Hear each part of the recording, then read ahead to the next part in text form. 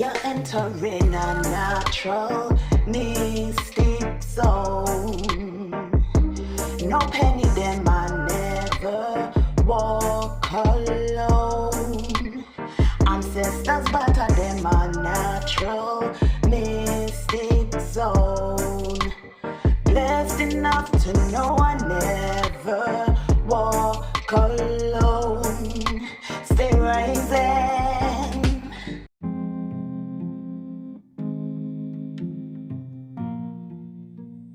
Greetings, one and all.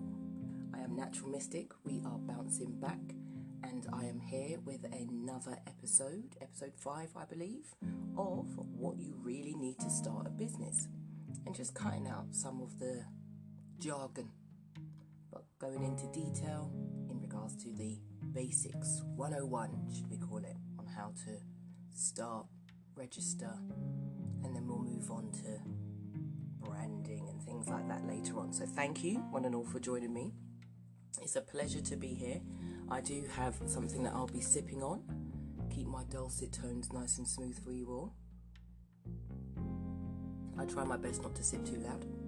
This week we're going to be looking at attributes, different types of personalities, different ways of working, different things you may need to look into as you develop your business.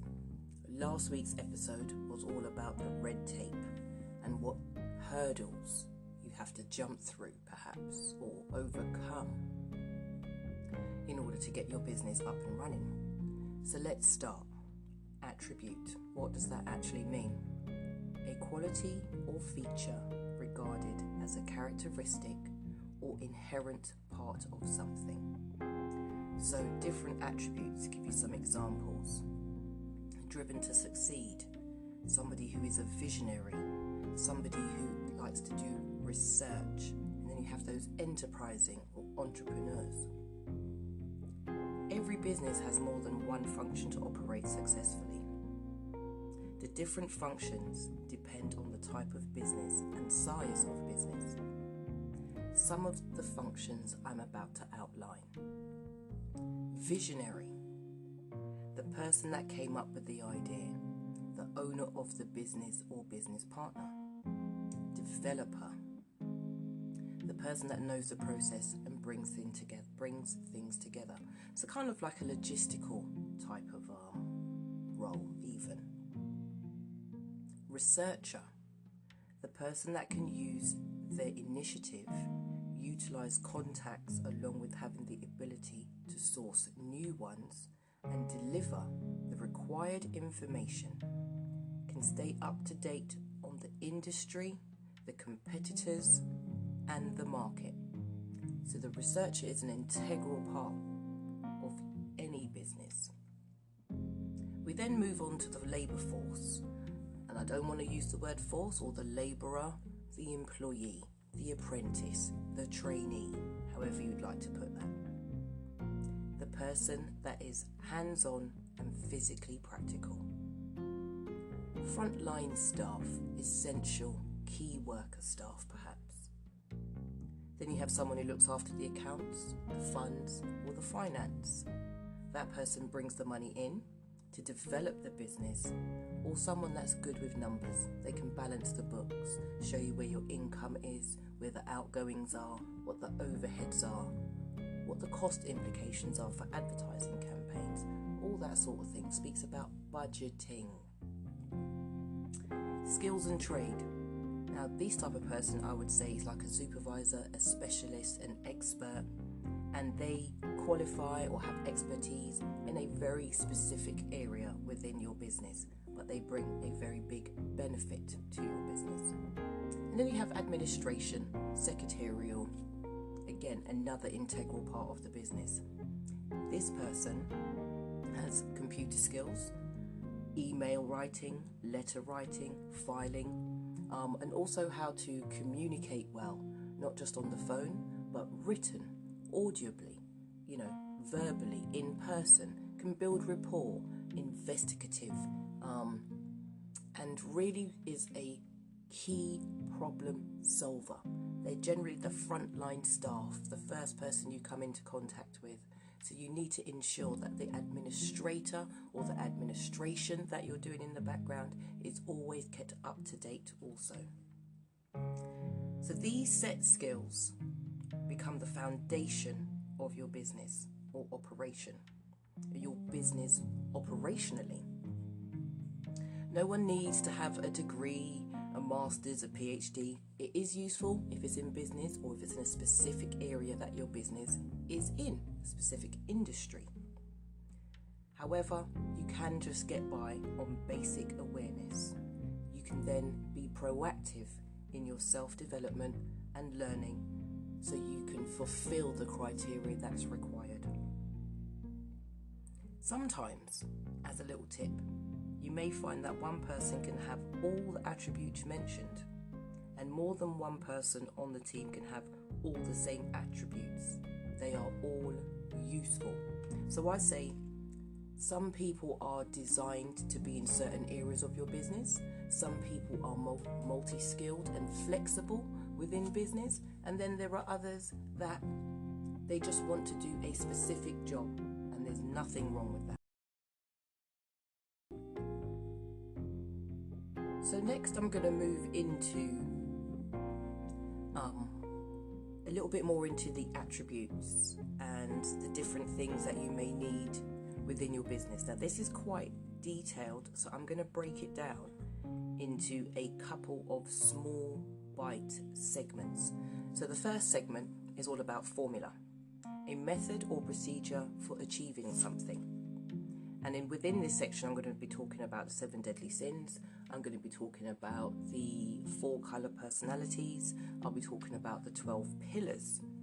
I'm also going to be talking about different emotions, instinctive or intuitive feeling as distinguished from reasoning or knowledge. Okay, so as you can see, we are going to go into quite into detail in the next few steps, so you may want to get pen and paper and make some notes. Motive, or your why, which is your reason for doing something, or the reason why you want to do what you're doing. What drives you? What is your why? Will you need team support? A group of people that come together to achieve a common goal. And support. Bear all or part of the weight. Hold up or give assistance to. So that could be, friends, family. And then finally, we look at contacts, ways of communicating and meeting new people. So as you can see, I do go into quite a lot of detail going on in the next few episodes that are coming. We also have a look at for your information. What sort of things are you providing your audience or your customers with that they can actually find useful? Things that are related to your business, further services, further products, affiliations, collaborations, sponsorship, all of those types of things that you can incorporate into your business that will be helping others. We're also going to be looking a little bit into sacrifice. It's a word I used quite a lot in the beginning of my business. A few years ago, I used to say, I'm struggling to do this or I'm struggling to do that. And I realised that my life was actually one big headache, one big struggle. Once I learnt to change my vocabulary and look at things not differently but from a new perspective, I went from mindset to mind flow. So I went from struggle to sacrifice. I made conscious decisions to remove things from my life that either were costing me money or taking up too much of my time in order to get where it is I need to be, to make better use of my time, make better use of my energy, make better use of what I was taking in visually or through my ears, so listening to more podcasts, doing a lot more research in regards to reading, really planning my time, sacrificing going out occasionally with friends and socializing perhaps in order to develop my business, develop my website, always having my why at the forefront of everything that it is that I do. So the word sacrifice, give up something valued for the sake of a better cause. Sacrifice is a choice. Now, we all have choices, and we can choose to remain where we are, or we can choose to move forward. We can choose to go round in circles. We can choose to go left, right, up, or down. But the choice ultimately is up to the individual. You can be influenced by your peers. You can be influenced by your network. You can be influenced by your family and friends. However, I'm now in a position where I had to sacrifice, where I had to leave some people behind. They weren't on the same business mind level as me. They weren't moving in that direction. So I had to change my network, change my associations, change who I wanted to be around and for what reasons. I made all of those choices. Weren't easy, but maybe a year later, they actually feel very good.